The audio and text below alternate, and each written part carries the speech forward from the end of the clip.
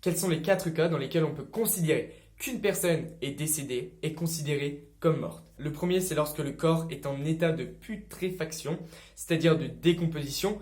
Le corps dégage une odeur nauséabonde, il y a des vers qui sortent des yeux, de la bouche.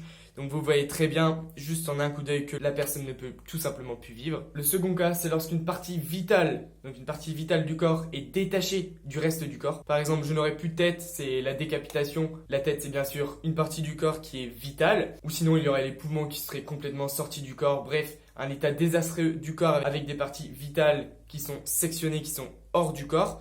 Mais, par exemple, un bras, ce n'est pas une partie vitale. On peut très bien se retrouver amputé, mais toujours pouvoir vivre. Le troisième cas, c'est la raideur cadavérique. Donc qu'est-ce que c'est? Tout simplement, le corps, il est très très dur. Il est aussi dur que le sol. Tu tapes dessus, ça fait ce bruit-là. Le corps, en fait, tu peux le déplacer en un seul bloc sans que celui-ci s'écroule, soit tout flasque. Le quatrième cas, c'est tout simplement lorsqu'un médecin le dit, car lui, il a l'autorité et les connaissances pour déclarer qu'une personne est décédée. Toi, tu n'as pas l'autorité de le dire, sauf si la victime, donc le corps que tu as retrouvé, se retrouve dans les 3 cas précédents, c'est-à-dire le corps en état de putréfaction, donc de décomposition, la raideur cadavérique, ou alors une partie vitale qui est totalement détachée de ce corps-là.